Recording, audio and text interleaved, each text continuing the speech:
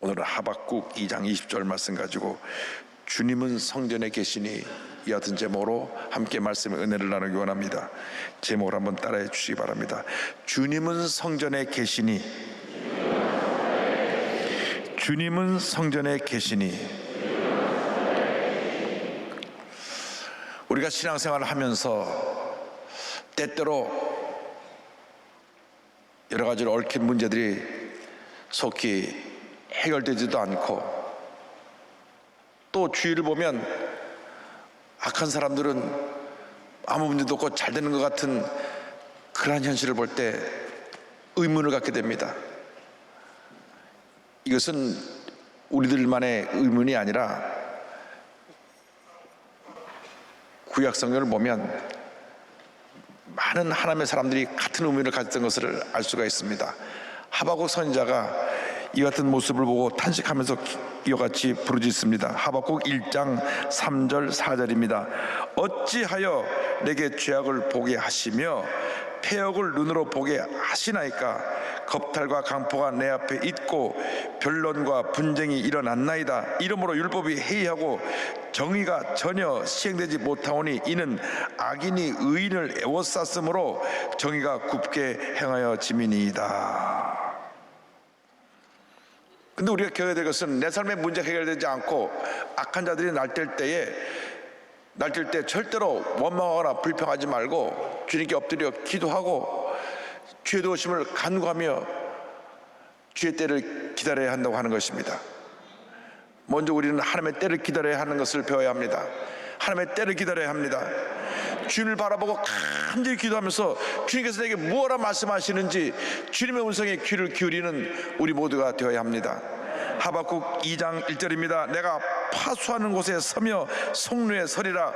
그가 내게 무엇이라 말씀하시는지 기다리고 바라보며 나의 질문에 대하여 어떻게 대답하시는지 보리라 하였더니, 하박국 선지자가 하나님 앞에 간절히 기도하고 나의 질문에 하나님께서 어떻게 대답하실지, 내게 무엇이라 말씀하실지 내가 기다리며 바라보리라. 이것이 신앙인들의 모습입니다. 주님이 내가 무엇이라 말씀하실지 주님 말씀에 귀를 기울이고 주님의 때를 기다려야 되는 것입니다. 주님의 약속은 반드시 주님의 때에 이루어지는 것입니다. 하박국 2장 3절입니다. 이 묵시는 정한 때가 있나니 그 종말이 속히 이르겠고 결코 거짓되지 아니하리라. 비록 더딜지라도 기다리라. 지체되지 않고 반드시 응하리라. 더딜지라도 기다리라. 지체되지 않고 반드시 응하리라. 반드시 응하리라. 내가 생각한 것보다 응답이 좀 늦게 오는 것 같지만 반드시 하나님의 때에 응답이 다가올 것이므로 그 응답이 더딜지라도 기다려라, 기다려라, 기다려라. 주님 말씀하시는 것입니다. 주님의 때를 기다리면서 절대 우리는 믿음이 흔들리면 안 됩니다. 부정적인 생각을 하고 원망 불평하면 안 됩니다. 하나님이 기뻐하지 않으시는 모습인 것입니다. 시편 37편 1절에 이와 같이 말씀합니다. 악을 행하는 자들 때문에 불평하지 말며 불의를 행하는 자들을 시기하지 말지어다. 원망과 불평을 하면 그 원망과 불평에 내가 사로잡히는 것입니다. 여러분 입에서 절대로 부정적인 얘기를 하면 안 되는 것은 부정적인 얘기를 하는 순간 그 순간 내가 그 부정적인 이야기에 사로잡히는 것입니다. 그래서 철저히 우리 생각 속에서 우리의 언어 속에서 부정적인 말을 내보내고 내게 들어온 모든 부정적인 말을 차단해야 됩니다. 원망하지 말고 불평하지 말고 주님의 때를 기다려야 되는 것입니다. 약속의 말씀 붙잡고 기도하며 주님의 때를 기다리면 응답이 다가오는 것입니다. 은혜가 임하는 것입니다. 잠잠하고 참고 기다리라고 성경은 말씀하고 또 말씀하고 또 말씀합니다. 우리들이 조급해서 쉽게 불평합니다. 쉽게 원망합니다. 쉽게 남 탓합니다. 부정적인 얘기를 쏟아놓습니다. 그러나 성경의 가르침은 그렇지 않습니다. 시편 37편 7절입니다. 야훼 앞에 잠잠하고 참고 기다리라. 잠잠하고 참고 기다리라. 자기 일이 형통하며 악한 꾀를 이루는 자 때문에 불평하지 말지어다. 불평할 수밖에 없는 상황이지만 주님 말씀하십니다. 불평하지 말라. 원망하지 말라. 불평하는 그 순간 네 불평에 너가 붙잡히는 것이 되고 그 원망에 내가 붙잡히는 것이 되기 때문에 부정적인 얘기는 절대 너희 입에서 하지 마라. 부정적인 얘기는 듣지도 말고 하지도 말고 옮기지도 말고 차단시켜버려야 되는 것입니다. 반드시 주님께서 주님의 때에 응답하실 것이기 때문에 믿음으로 주님께 다 맡겨야 됩니다. 여러분이 스스로 해결하라고 해도 주님이 허락하지 않으면 해결이 안 되는 것입니다. 우리가 기도하고 또 기도하고 또 기도하면 주님이 해결해 주시는 것입니다. 시편 37편 5절입니다. 내 길을 야훼께 맡기라. 그를 의지하면 그가 이루시고, 주님께 맡기면 주님이 이루어 주시는 것입니다. 우리를 의의 길로 인도해 주시는 것입니다. 시편 23편 3절입니다. 내 영혼을 소생시키시고 자기 이름을 위하여 의의 길로 인도하시는도다. 하나님께서 우리를 의의 길로 인도하십니다. 축복의 길로 인도하십니다. 주님 앞에 바로 서 있기만 하면 주님께서 우리 일생을 책임져 주시고 바른 길로 인도해 주시는 것입니다. 그렇기 때문에 우리는 믿음으로 살아야 됩니다. 하박국 선지자는 우리가 믿음으로 살 것을 말합니다. 주 앞에 엎드려 기도하고 주님의 때를 기다리면서 하나님에 대한 절대 신뢰, 믿음, 확신을 가지고 믿음으로 나아갈 때 주님께서 우리에게 은혜를 부어주시는 것입니다. 1517년 10월 31일 마르틴 루터가 종교개혁을 일으켰습니다. 그가 비텐베르크 성의 교회 문 앞에 가톨릭의 문제점을 지적하는 95개조의 반박문을 써서 붙임으로 말미암아 종교개혁 운동이 시작됐습니다. 천년을 이어오던 가톨릭 권세에 마르틴 루터가 일개 신부가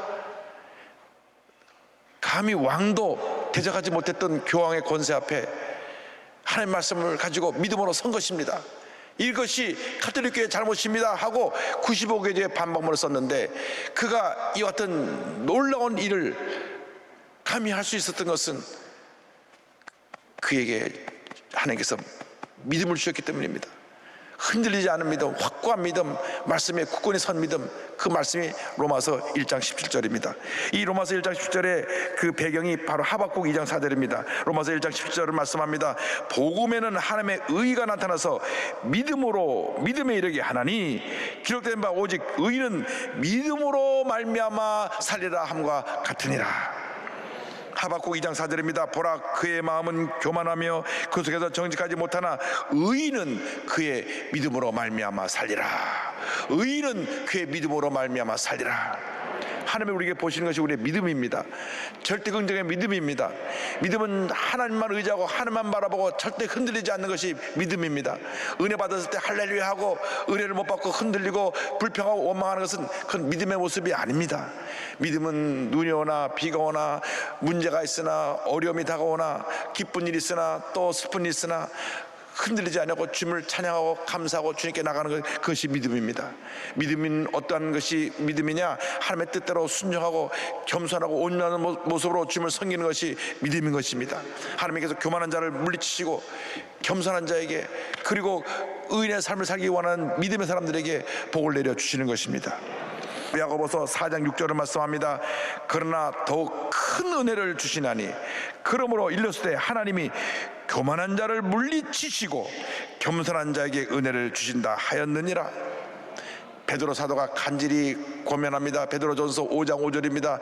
젊은 자들아, 이 젊은 자들이라는 것은 신앙적으로 아직 연륜이 깊지 못한 사람을 말합니다. 이와 같이 장로들에게 순종하고 다 서로 겸손으로 허리를 동이라. 하나님은 교만한 자를 대적하시되 겸손한 자들에게는 은혜를 주시느니라. 과연 우리가 하나님 보시기에 겸손으로 허리를 동이고 의인의 삶, 믿음의 삶을 살고 있는지 우리 자신을 돌아보아야 합니다. 우리는 한없이 교만합니다. 늘 자기밖에 모릅니다.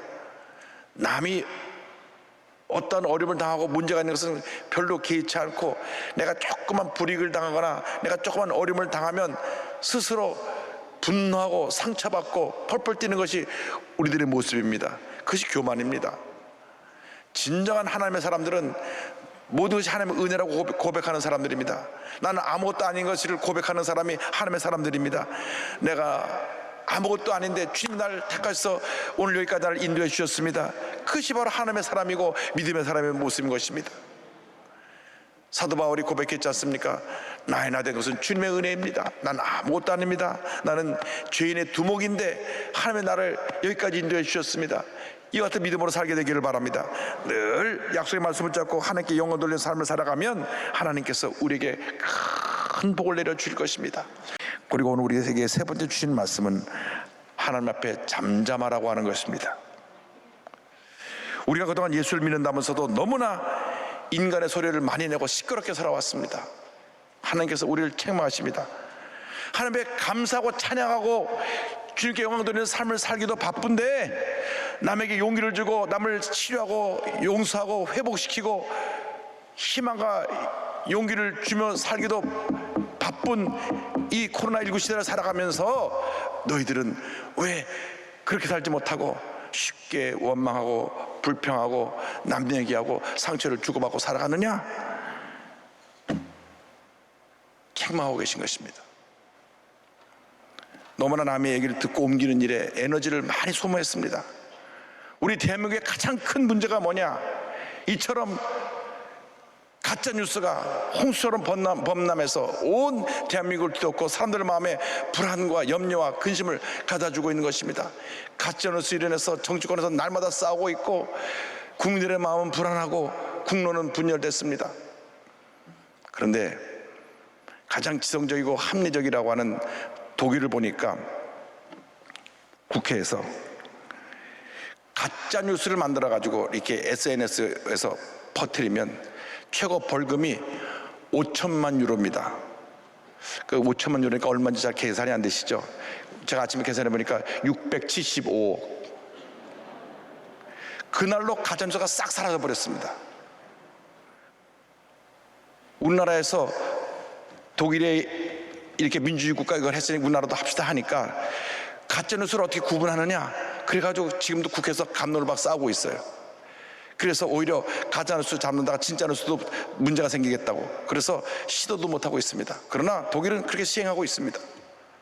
그 이후로 독일 사회를 분열시키고 소란하게 하는 모든 가짜뉴스가 싹 사라져 버렸습니다. 몇 년 안 됐습니다. 2017년인가 그렇습니다. 우리는 아무렇게나 말하고 그리고 말한 것에 대한 책임을 지는 사람이 없습니다. 나와서 들은 거예요. 아니면 말고입니다. 이것은 우리나라가 고쳐야 됩니다. 대한민국에 정신 차려야 됩니다. 대한민국의 교회가 이 문제에 있어 바로 서야 합니다. 교회가 먼저 바로 서면 이 나라가 바로 서게 될 것입니다. 하나님의 가장 기뻐하지 않은 모습을 그동안 이 대한민국의 방치에도 없고 교회에서도 그런 일이 일어났던 것을 회개합니다. 다윗이 악한 자들이 주변에 떠드는 모습을 보면서 하나님께 기도합니다. 시편 12편 2절로 4절입니다. 그들이 이웃에게 각기 거짓을 말하며 아첨하는 입술과 두 마음으로 말하는도다. 여호와께서 모든 아첨하는 입술과 자랑하는 애를 끊으시리니 그들이 말하기를 우리의 혀가 이기리라. 우리 입술은 우리의 것이니 우리를 주관할 자 누구리요 함이로다. 하나님께서 모든 아첨하는 입술과 자랑하는 혀를 끊으실 것입니다. 하박국 선지자는 그래서 주 하나님께서 성전에 계시니 온 천하가 그 앞에서 잠잠하라 선포한 것입니다. 하나님이 성전에 계시니 온 천하가 그 앞에서 잠잠하라. 하박국 2장 20절입니다. 오직 야훼는 그 성전에 계시니 온 땅은 그 앞에서 잠잠할지니라 하시니라. 온 천하는 그 앞에서 잠잠하라. 미국에 유학을 가서 공부하면서 교회를 섬기고 있을 때 한국에서 연락이 왔습니다. 1990년 초이었던 것 같은데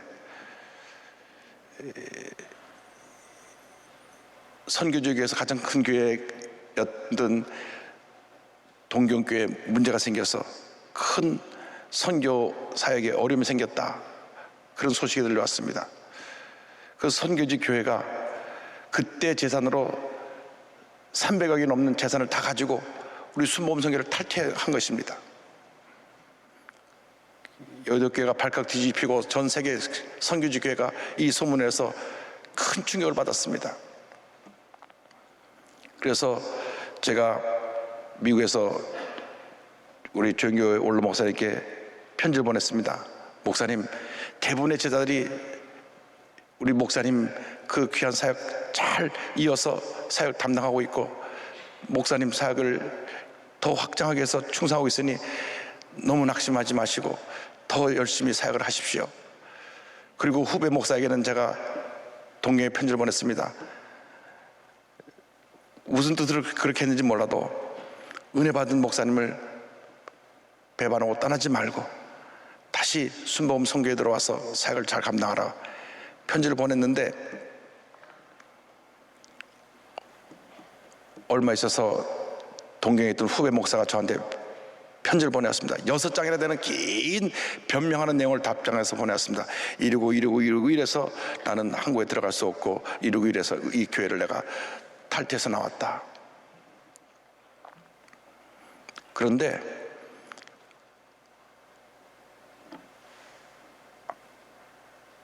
하루 저녁에 팩스 같은 게 쫙 들어옵니다. 그 당시 조영기 목사님께서 직접 사무실에서 새벽에 팩스를 써서 이렇게 보내실 때가 가끔 있었습니다. 근데 그 팩스에 친필로 하박국 2장 20절 써서 보내신 것입니다. 오직 야훼는 그 성전에 계시니 온 땅은 그 앞에서 잠잠할지니라 하시니라. 하나님은 성전에 계시니 온 세상은 하나님 앞에서 잠잠하라. 이 문제로 더 이상 소란스럽게 이야기 하지 말고 모두 잠잠하라. 그 팩스를 저한테 보내오셨어요. 그때 제가 그 팩스를 받고 하나님께 기도를 많이 했습니다. 하나님, 이 문제가 속히 안정되게 하여 주시고 우리 하나님 앞에 잠잠하고 하나님 앞에 기도하니 하나님께서 역사하여 주시옵소서. 그래서 그때 여의도 교회 우리 조영기 목사님을 지지하던 성도님들이 1000명이 넘게 신주쿠 공원에 나와서 공원에서 2달 동안 예배를 드렸습니다. 그 후에 이곳저곳을 떠다니다가 2000년도 제가 동경 갔을 때 지금 그 교회를 마련하고 조영기 올라온 목사님 모시고 입당 예배를 드렸던 것입니다.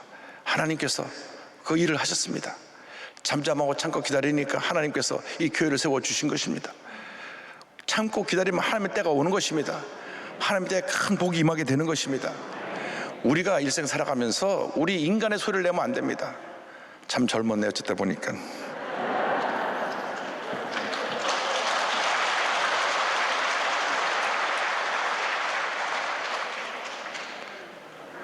하나님께서 일을 하신 것입니다. 우리가 잠잠하고 참고 기다리면 하나님이 일하시는 것이지 우리가 일하는 것이 아닙니다. 우리 인간들이 자꾸 이리 뛰고 저리 뛰고 소리를 시끄럽게 하니까 잠잠하라고 말씀하시는 것입니다. 풍랑이 일어날 때 주님 말씀하셨습니다. 마가복음 4장 39절입니다. 예수께서 깨어 바람을 꾸짖으시며 바다더러 이르시되 잠잠하라 고요하라 하시니 바람이 그치고 아주 잔잔하여지더라. 주님 말씀하십니다. 잠잠하라 고요하라, 잠잠하라 고요하라. 문제가 생겼을 때, 어려움 다가올 때 인간의 소리를 내지 말고 잠잠하고 엎드려 기도해야 되는 것입니다. 홍해 앞에서 출애굽한 이스라엘 백성들이 뒤에 바로의 군대가 쫓아오니까 원망불평하며 소리를 질렀습니다. 그때 모세가 말합니다. 출애굽기 14장 14절입니다. 야훼께서 너희를 위하여 싸우시리니 너희는 가만히 있을지니라. 주님께서 너희를 위하여 싸우시리니 너희는 가만히 있을지니라. 가만히 있을지니라. 주님이 싸우시는 것입니다. 주님이 역사하시는 것입니다. 주님 문제를 해결하시는 것입니다. 여러분의 문제를 해결하는 것이 아닙니다. 여러분의 일이 아니라 주님께서 우리 가운데 역사하셔서 주님의 일을 이루시는 것입니다. 여호수아가 여리고성을 무너뜨리기 위해서 일주일을 돌았습니다. 그 여리고성은 난공불락의 성입니다. 성 전체를 3m에서 5m 되는 큰 성벽이 이중으로 둘르고 있어서 그 성벽을 넘어서 공격한 군대가 없었습니다. 여리고성은 그 누구도 무너뜨리지 못한 난공불락의 성이었습니다. 그런데 하나님께서 그 여리고성을 일주일간 도는데 매일 하루에 한 번씩 돌고 마지막 7번째 날에는 7번을 돌라고 말씀하셨습니다. 그런데 돌 때 조건이 있었습니다. 여호수아서 6장 10절입니다.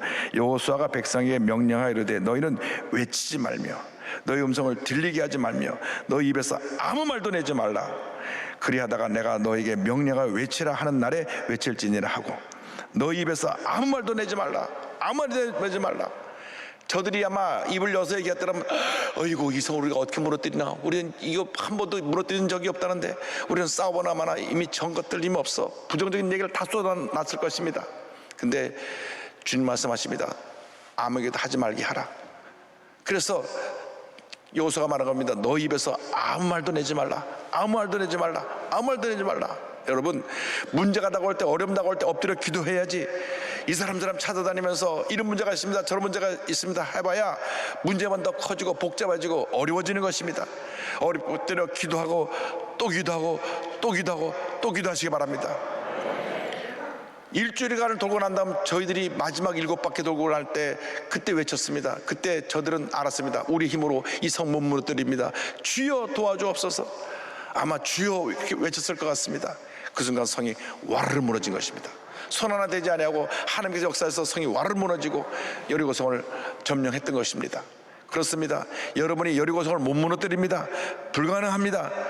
그런데 기도하고 또 기도하고 또 기도하면 하나님께서 그 성을 무너뜨려 주시는 것입니다. 여러분, 신앙의 여리고성이 꼭 있습니다. 질병의 여리고성도 있고, 사업의 여리고성도 있고, 가족의 여리고성도 있고, 나라고 하는 여리고성이 있습니다. 기도하고 주님의 은혜로 무너뜨려야 되는 것입니다. 열왕기상 6장을 보면 솔로몬 왕이 성전을 지을 때 이와 같은 말씀이 나옵니다. 7년 동안 성전을 지었는데요, 7절입니다. 6장 7절에 이 성전은 건축할 때 돌을 그 뜨는 곳에서 다듬고 가져다가 건축하였으므로 건축하는 동안에 성전 속에서는 방망이나 도끼나 모든 철 연장 소리가 들리지 아니하였으며 7년 동안 성전을 짓는데 일체 방망이 소리, 도끼 소리, 철연 소리가 나지 않았습니다. 성전에서 어떤 경우에도 인간의 소리가 나지 말라고 하는 하나님의 경고인 것입니다. 하나님이 기뻐하시는 교회는 인간의 소리가 나지 않는 교회입니다. 찬양과 감사가 넘쳐나는 교회인 것입니다. 필요 없는 얘기, 어떤 잡음도 나지 않는 것이 바른 교회고 하나님 기뻐하시는 교회입니다.